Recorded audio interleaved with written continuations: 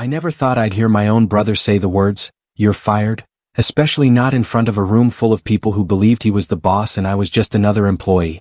The room went quiet, that kind of quiet that makes your ears ring. Everyone stared at me, waiting to see if I'd argue, beg, or explode. But I didn't do any of that. I just sat there, hands folded, heart pounding, because what he didn't know, what no one in that room knew, was that the company he was so proudly calling his wasn't entirely his at all. And the truth was about to change everything. This story didn't start in that conference room. It started years earlier when my brother and I were still close. Growing up, he was always the loud one, the dreamer, the guy with big ideas and even bigger confidence. I was quieter, more careful, the one who read the fine print and asked uncomfortable questions. When he came to me with the idea to start a company together, I hesitated. Not because I didn't believe in him, but because I knew mixing family and business could get messy. Still, he was my brother and I trusted him. At the beginning, it felt like a shared dream. Long nights, cheap coffee, working from a small rented office that barely fit 2 desks. He handled the talking, clients, investors, presentations. I handled the structure, finances, contracts, operations. We agreed on our roles, shook hands, and promised to always have each other's backs. People saw him as the face of the company and I was fine staying in the background. I never needed the spotlight. As the company grew, things started to shift. My brother became more confident, then more controlling.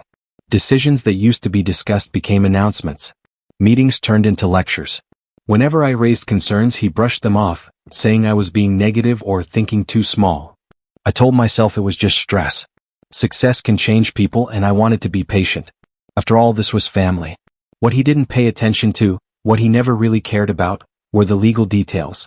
In the early days, when he was focused on pitching and selling the dream, I made sure everything was properly documented. Shares, ownership percentages, voting rights. We had agreed that I would quietly invest more money up front in exchange for a slightly larger ownership stake.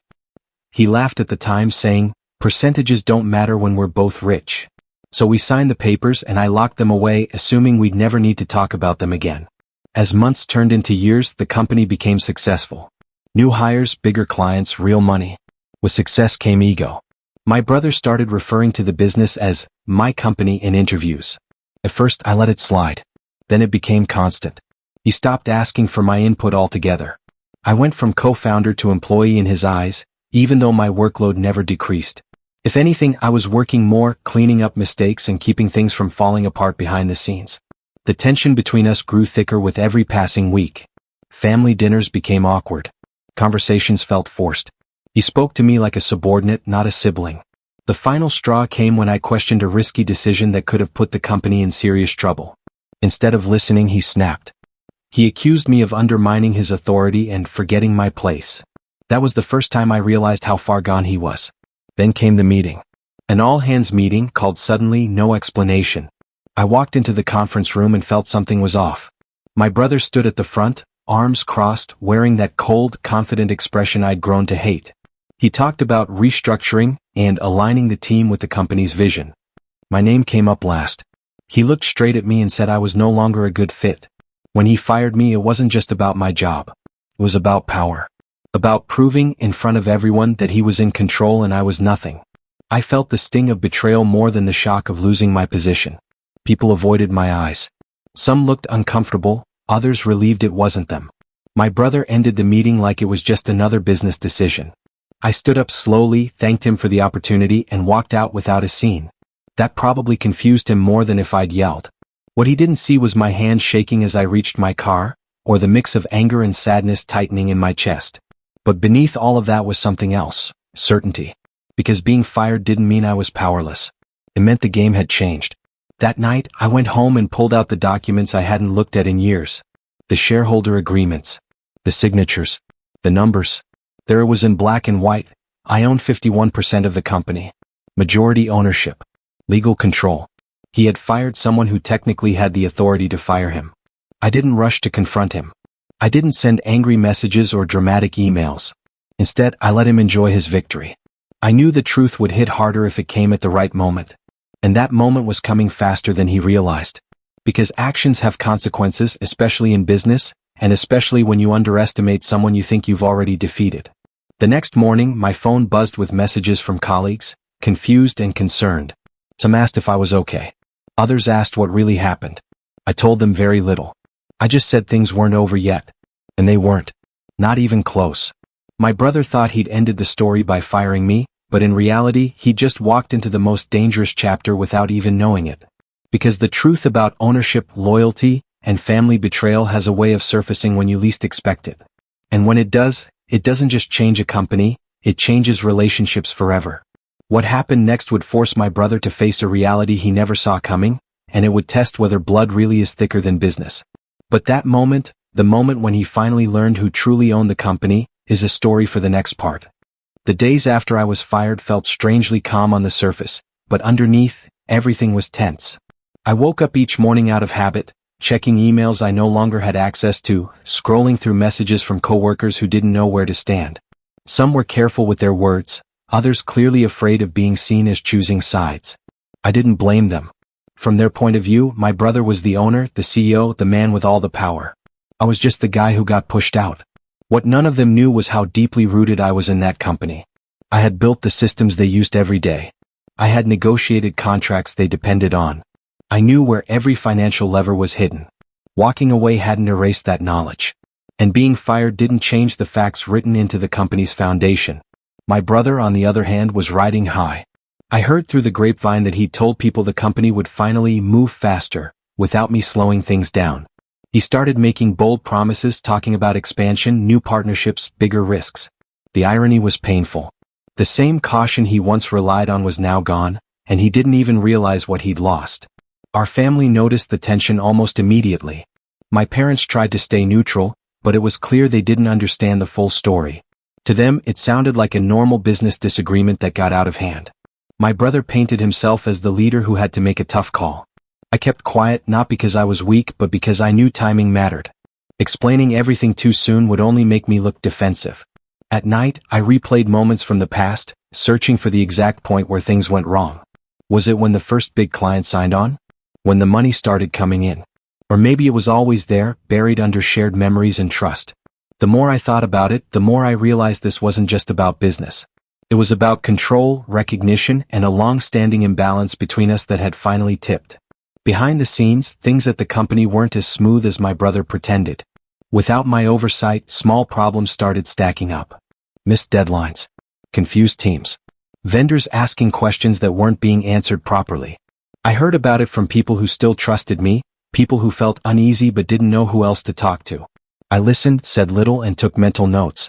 Legally, I was still very much involved even if my brother acted like I didn't exist.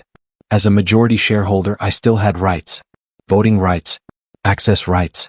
The power to call meetings. But exercising those rights too early could backfire. If I stepped in suddenly, he'd see it as an attack. And maybe it was. But I needed it to be undeniable, clean, and impossible to twist. One afternoon, I received an email from the company's legal firm. It was routine, something about updated compliance requirements. My name was still on the distribution list.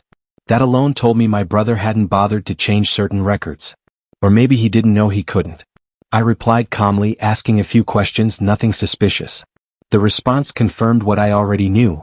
On paper, I was still very much part of the company's core. The more I learned, the clearer it became that my brother was making decisions without understanding the consequences. He was signing deals that required shareholder approval. He was restructuring departments without proper documentation. Each move added another layer of risk, not just for him but for everyone involved. And yet, he kept pushing forward, convinced that confidence alone was enough to carry him. Emotionally, it was exhausting. This wasn't some faceless rival or greedy partner. This was my brother. The person I grew up with, shared secrets with, defended when others doubted him.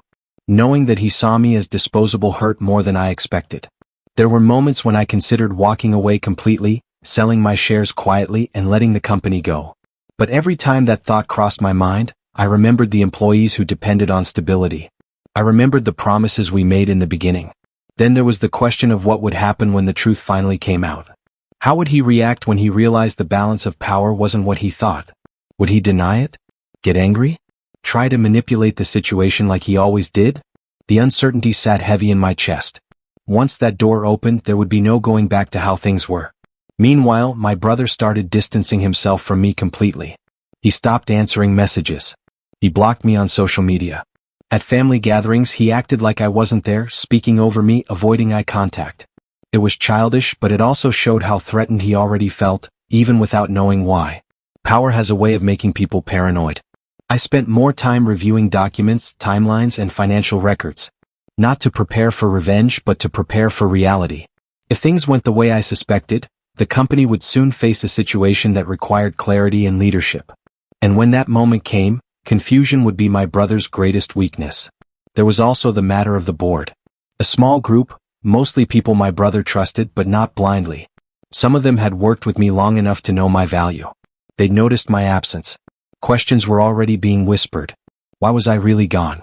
Why did the numbers suddenly look less organized? Why did communication feel scattered? One evening I got a call from an unknown number. It was someone from the board, speaking carefully, choosing words like stepping on thin ice. They didn't ask directly about ownership, but they hinted at concerns, at uncertainty about recent decisions. I listened, gave neutral responses, and ended the call without revealing anything. But that call told me everything I needed to know. The foundation was cracking. Despite all this, I didn't sleep well. The weight of what was coming pressed down on me. No matter how justified I felt, there was no version of this story where everyone walked away happy. Someone was going to feel betrayed. Someone was going to lose face. And family ties don't heal as easily as business wounds. My brother still believed the company was his kingdom. He still believed firing me was the end of the story. He had no idea that every move he made was pulling him closer to a truth he wasn't ready to face.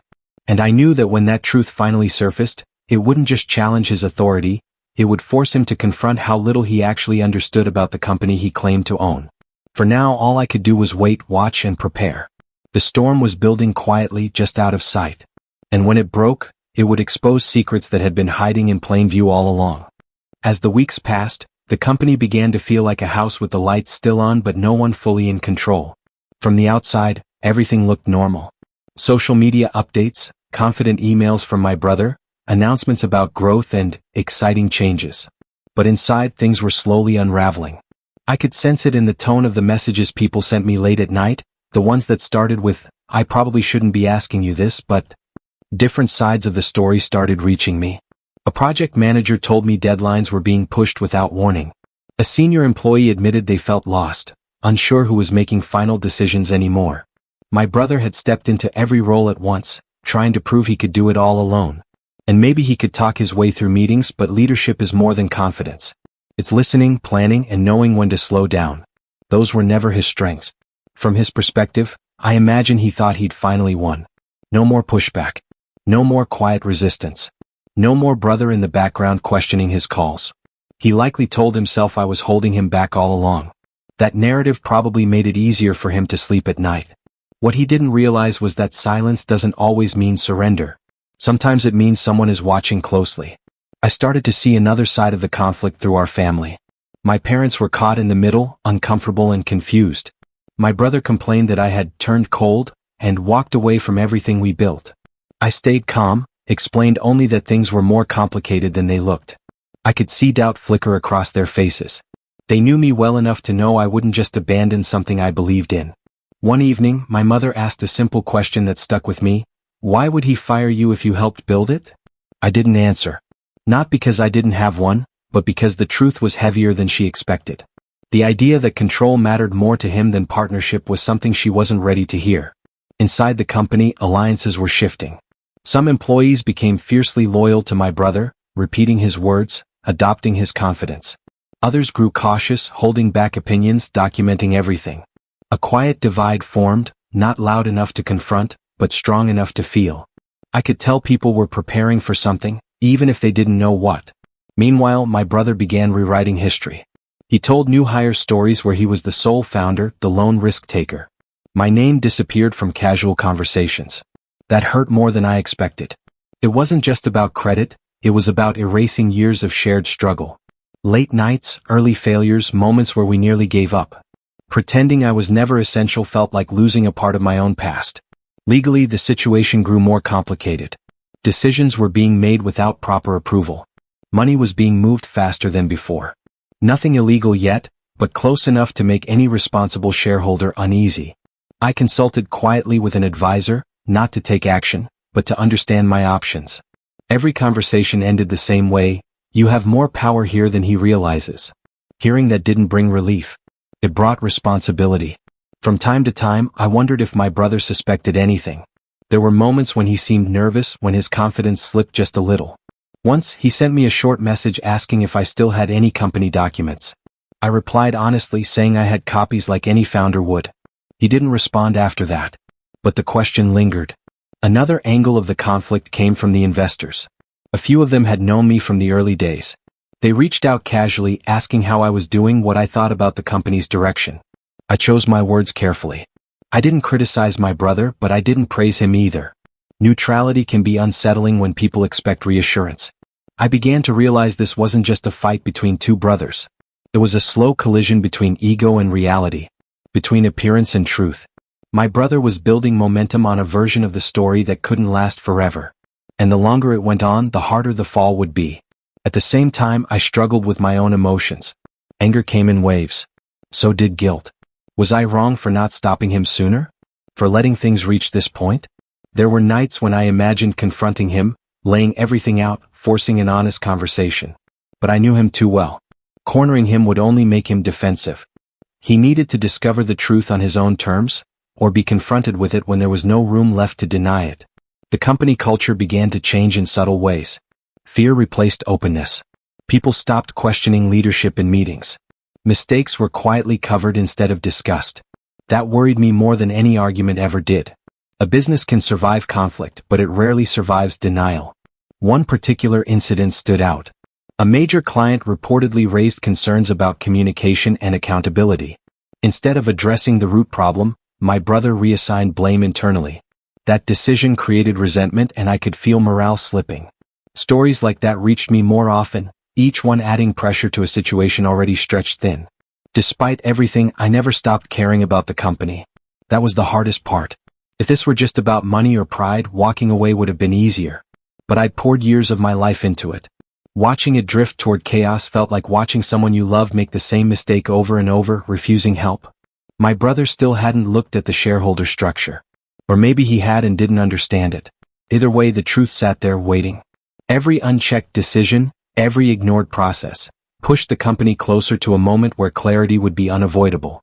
And beneath all of this was the unspoken question neither of us had asked out loud yet. What happens to a family when business turns into a battlefield? No contract could answer that. No percentage could fix it. For now, the tension remained unresolved, stretched tight like a wire ready to snap. My brother continued leading, unaware of how fragile his position really was. I continued watching, preparing, knowing that when the truth finally surfaced, it wouldn't just shake the company, it would test everything we thought we knew about trust, ownership, and blood ties. By the time the email arrived, I knew something big was about to happen. It was a formal notice for an upcoming shareholder meeting, sent to all registered owners. My name was right there, spelled correctly, listed without hesitation. I read it twice, then a third time, feeling the shift in my chest. This wasn't something my brother could talk his way out of. This was official, structured, documented. And it meant questions were about to be asked in a room where confidence alone wouldn't be enough. I didn't respond right away. I let the message sit, the way you let a storm cloud build before the rain finally falls. Meanwhile, I heard my brother was telling people the meeting was routine, nothing to worry about. He joked about it, brushed it off. That told me everything. He still believed he was untouchable. Behind the scenes, tension climbed fast. Employees sensed something was coming. Meetings felt heavier. Conversations stopped when someone walked into the room. Even people who had stayed neutral were starting to feel the pressure. When leadership looks uncertain, everyone feels it. The company was running, but just barely, like an engine pushed past its limits. I started getting more calls from board members. Their tone had changed. Less casual. More careful. They asked about the early days, about decisions that shaped the company's structure. Not accusations, just curiosity. But curiosity is dangerous when the answers don't line up with the current story. I shared facts, not opinions. Dates. Agreements. The kind of truth that doesn't raise its voice but still lands hard. My brother, meanwhile, was growing restless. He sent another message, this time more direct, asking if I planned to cause problems at the meeting. I stared at the screen for a long time before replying. I told him I planned to attend, nothing more. That silence afterward felt louder than any argument we'd ever had. Family pressure increased too. My parents asked if we could just talk it out before things went any further. I wanted that once. But now, talking without honesty would only delay the inevitable. Whatever was coming had already been set in motion long before anyone realized it. The night before the meeting, I barely slept.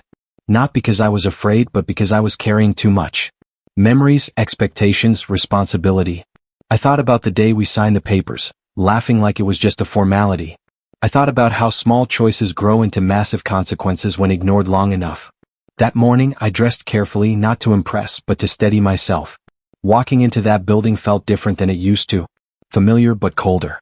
People glanced at me with uncertainty, like they weren't sure what role I played anymore. I nodded, stayed calm, said very little. Silence has power when used at the right time. My brother arrived late, confident as ever, greeting people loudly, clapping backs, acting like the room belonged to him. When his eyes finally met mine, something flickered. Not fear. Not yet. But confusion. He hadn't expected me to look so calm. He hadn't expected me to show up without anger. As everyone took their seats, the atmosphere thickened. Papers shuffled. Screens lit up. Legal language filled the air. This wasn't a place for speeches or ego. This was a place for facts. My brother leaned back in his chair, arms crossed, still relaxed. Still unaware of how close he was to the edge. As discussions began, small inconsistencies surfaced. Questions about approvals. About authority. About decisions made without proper votes. Each one landed softly, but together they formed a pattern. I watched my brother shift in his seat, his confidence tightening instead of expanding. He answered quickly, sometimes too quickly. Then came the topic of ownership structure. Just a line on the agenda. Just another item, he probably thought. I felt my pulse slow instead of race. This was the moment the room would start listening differently, even if they didn't yet understand why. A document appeared on the screen. Percentages. Names. Dates. No drama. Just numbers.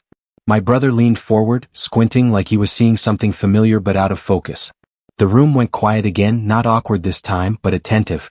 No one said anything yet. They didn't have to. The tension filled the space on its own. I could feel every breath, every shift, every unspoken realization beginning to form. My brother glanced at me, searching my face for a reaction, a hint, a warning. I gave him nothing. At that moment, I realized this wasn't about winning or losing anymore. It was about truth finally catching up to a story that had been stretched too far. Whatever happened next would change the company. It would change our relationship. And it would change how everyone in that room saw power, control, and trust. The meeting continued, inching closer to a point no one could walk away from. Questions were lining up. Clarifications were needed. The calm before the impact settled over us all. And as my brother prepared to speak again, still thinking he was in charge, I knew he was standing right at the edge of a truth he never saw coming. Just as my brother opened his mouth to speak, someone else interrupted him. It was one of the board members, a person who rarely talked unless it mattered. They asked a simple question, but the way it was asked made the room lean in. Before we go further, they said, can we clarify whether any shares have been pledged, transferred, or promised as collateral in the last year? The question hung in the air longer than it should have. I saw my brother's confidence hesitate for the first time. He smiled, laughed lightly, and said no, that everything was under control. But his voice was just a bit too quick. Too rehearsed. I felt a shift inside me like a puzzle piece sliding into place. Another document was pulled up. This one wasn't part of the original agenda. It had been added late, quietly. Legal language again, dense and boring to most people but painfully clear to me. It referenced a private funding agreement, one I had never seen. A short-term capital infusion. Emergency money. The kind you take when you're desperate to keep momentum going. I turned slowly toward my brother. His eyes were fixed on the screen now, jaw tight. He hadn't mentioned this to me. Not that he had to, but as a majority shareholder I should have known. That's when it hit me. This wasn't just about control anymore. This was about risk. Real risk. The board member asked who authorized the agreement. My brother answered, saying it was necessary, that the company needed to move fast, that waiting would have cost opportunities. He spoke with passion, but something underneath it sounded defensive. The follow-up question came immediately, and did the lender receive any conditional rights tied to ownership? Silence. That silence was different from all the others. This one had weight. I could hear someone shift in their chair. Someone else cleared their throat. I felt every eye move between my brother and the screen. Finally, he admitted that yes, there were conditions. Temporary ones. Nothing to worry about, he said. Just a safeguard. My heart started pounding, not with fear, but with clarity. Safeguards in business are never small. They're pressure points. And pressure points get used. I asked calmly for the document to be scrolled down. No one objected. The clause appeared halfway through the page, buried under layers of formal language. In plain terms, it meant this: if certain performance targets weren't met, voting rights could shift. Not ownership outright, but influence. Enough to destabilize everything. This was the second twist, and it hit harder than the first. My brother hadn't just overstepped. He'd gambled. And he'd done it without understanding how fragile his position already was. By trying to prove he didn't need me, he'd opened the door to someone else entirely. The room buzzed with quiet tension. People whispered. The board member who had asked the first question leaned back, arms crossed, eyes narrowed, not at me but at my brother. The narrative he'd built was cracking fast. Not because of emotion but because of facts. My brother looked at me again, this time with something closer to panic. I could see the realization forming, piece by piece. He wasn't just dealing with a fired employee. He was dealing with someone who knew the structure better than he did. Someone who could see the consequences before they hit. He tried to regain control, explaining that the deal was temporary, that growth would cover everything, that this was how business worked at higher levels. But the more he talked, the less convincing it sounded. Confidence without preparation has a shelf life, and his was expiring in real time. From another angle, the employees watching this unfold felt the stakes rising too. This wasn't a family disagreement anymore. This was about the future of their jobs, the stability of the company, and who was actually steering the ship. I could feel their uncertainty, and it weighed on me heavily. The board asked for a short recess. People stood up slowly, conversations breaking out in hushed tones. My brother stepped away, phone already in his hand, pacing like a caged animal. I stayed seated. So, waiting. I didn't feel victorious.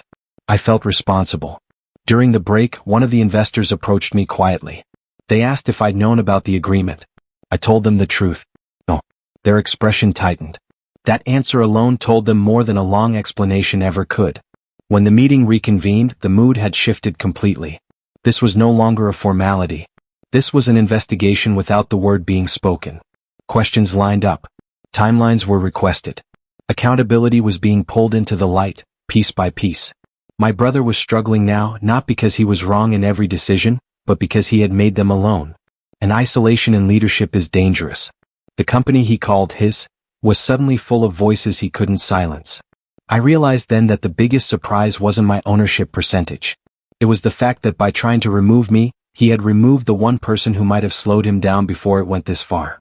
That realization hit him too, I think, when our eyes met again, this time without anger, just something raw and unsettled. The stakes were higher than ever. Control, trust, reputation, family. All of it tangled together, impossible to separate cleanly. And as the board prepared to take the next step, I knew the real confrontation hadn't even begun yet. Because the truth was no longer hidden. It was standing in the room with us, waiting for someone to finally acknowledge it out loud. The room settled into a heavy stillness as the board chair finally spoke. Their voice was calm, measured, but every word carried weight. They summarized what was now undeniable: the ownership structure, the unapproved agreement, the risks taken without proper authority. It wasn't dramatic. It didn't need to be. The facts spoke louder than any argument my brother could make. Then came the moment no one could avoid anymore. The chair turned to me and asked a direct question: whether I was willing to formally assert my rights as majority shareholder. For the first time, the power shifted openly in the room. All eyes were on me. My brothers included. I stood slowly. My legs felt steady even though my chest was tight. I didn't look at the documents. I didn't look at the board. I looked at my brother. He looked smaller somehow, not physically but emotionally. The confidence that once filled every space around him was gone, replaced by disbelief and something close to regret. I said yes. Not loudly. Not proudly. Just clearly. That single word changed everything. The board moved quickly after that. Procedures kicked in. Temporary authority was reassigned. Certain decisions were frozen pending review. The agreement my brother had signed was put under legal scrutiny. Control didn't vanish from his hands all at once, but it loosened enough for reality to rush in. The company wasn't his kingdom anymore. It was what it had always been, a shared structure governed by rules he'd ignored. My brother tried to speak again, but his voice cracked this time. He talked about pressure, about expectations, about feeling like he had to prove himself. He admitted he'd been afraid of losing control, afraid that without dominance he'd be seen as weak. The room listened, but sympathy didn't erase consequences. Leadership isn't measured by intention alone. When the meeting ended, people left quietly. No applause. No celebration. Just a sense that something irreversible had happened. My brother didn't leave right away. Neither did I. We stood there, surrounded by empty chairs and half-packed folders, like the aftermath of a storm. He finally asked me why I hadn't said anything sooner. Why I'd let it go this far.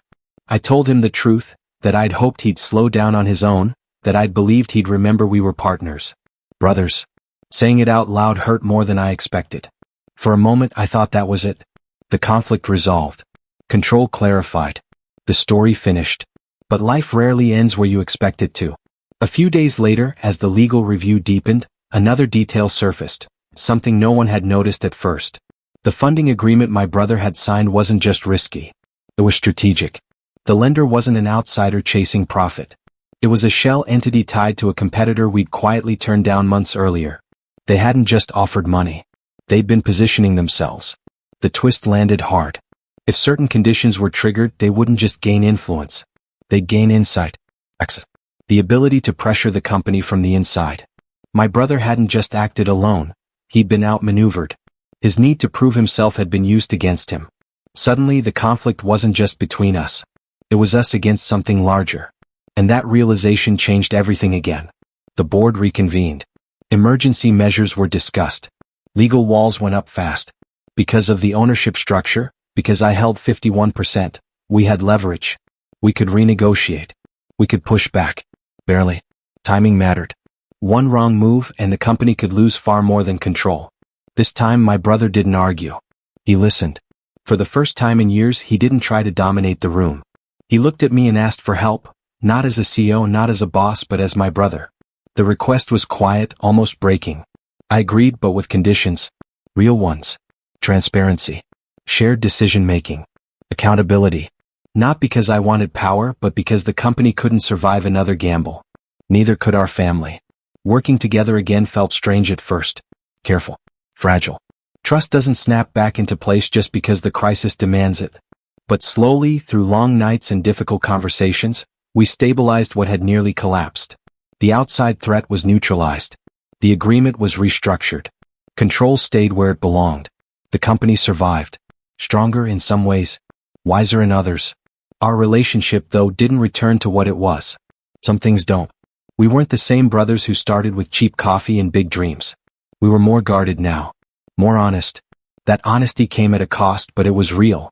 The final twist didn't come in a meeting or a document. It came months later when my brother admitted something he'd never said before, that firing me wasn't about authority at all. It was about fear. Fear that without control he'd disappear. Fear that he'd always be standing in someone else's shadow, even mine. Hearing that didn't fix everything. But it explained enough. Today the company moves forward with balance instead of ego. Ownership is clear. Leadership is shared. And the story people tell about how it survived isn't the one my brother once pushed, or the one I could have used to claim victory. Because the real lesson wasn't about who owned the most shares. It was about how easily power blinds you, how quietly truth waits, and how the most dangerous moves are often made by people trying to prove they're not afraid. After everything settled, the silence felt different. Not tense, not heavy, just quiet in a way that allowed space to breathe again. The company didn't magically become perfect overnight, but it became stable. Meetings slowed down. Decisions were documented. People started speaking up again without fear of being shut down. It was clear that the chaos hadn't come from bad intentions alone, but from unchecked control and the absence of balance. My role changed too. I didn't step in as some dramatic ruler or try to rewrite the company in my image. I worked alongside the board, focusing on structure, long-term planning, and protecting what we had built. The systems I had designed years ago were updated, not replaced. They just needed care again. Slowly, the company regained its rhythm, like a heart settling back into a steady beat. My brother struggled at first. Losing absolute control bruised his pride more than he wanted to admit. There were moments when old habits surfaced. Interrupting, pushing decisions too fast, but he caught himself more often than not. I could see the effort, and that mattered. Growth doesn't come from being flawless. It comes from being honest about your flaws. Employees noticed the change. Some came to me quietly, thanking me for stepping in before things collapsed. Others thanked my brother for listening more. The divide that once split the company faded into something closer to cautious unity. Trust wasn't fully restored, but it was rebuilding piece by piece. As for the external threat, the competitor backed off once it became clear they couldn't gain leverage. Legal safeguards did their job. The experience left a mark on all of us, a reminder that not every offer is an opportunity and not every shortcut is worth the cost. The company became more careful, more aware, and oddly more confident because of it. At home, things were slower to heal. Family dinners were still awkward for a while. Conversations danced around the past instead of addressing it directly. Eventually, though, honesty crept back in. My brother and I talked, not about the company but about childhood expectations and the quiet competition that had followed us into adulthood. Neither of us won that conversation. And that was the point. He admitted he'd always felt the need to prove himself, not just to the world but to me. I admitted I'd underestimated how heavy that pressure was for him. Understanding didn't erase the damage, but it softened it. It gave us a place to move forward from, even if the path looked different than before. Looking back, the biggest lesson wasn't about ownership percentages or shareholder rights, even though those mattered. It was about communication, respect, and knowing when ego starts making decisions instead of reason. Business doesn't break families on its own. Silence does. Assumptions do. Fear does. I learned that staying quiet too long can be just as damaging as taking control too fast. My brother learned that leadership isn't about being the loudest voice in the room, but about creating space for others to speak. The company learned that structure isn't a limitation, it's protection. Today, when people talk about our company's journey, they mention resilience and recovery. They talk about how close it came to falling apart and how it pulled back from the edge. What they don't see are the late-night conversations, the hard choices, the uncomfortable truths faced behind closed doors. But those are the moments that mattered most. If there's one takeaway I carry with me, it's this: power doesn't come from titles or confidence alone. It comes from responsibility, transparency, and the willingness to listen when things get uncomfortable. Ownership isn't just about shares, it's about accountability. My brother and I will never go back to how things were at the beginning. That version of us belonged to a different time. But we found something more honest in its place. Not perfect, not easy, but real. And sometimes, that's the strongest foundation you can build on. The story didn't end with revenge or victory. It ended with understanding, hard-earned balance, and a company that survived because truth finally caught up before it was too late. And in the end, that mattered more than whoever said, "You're fired."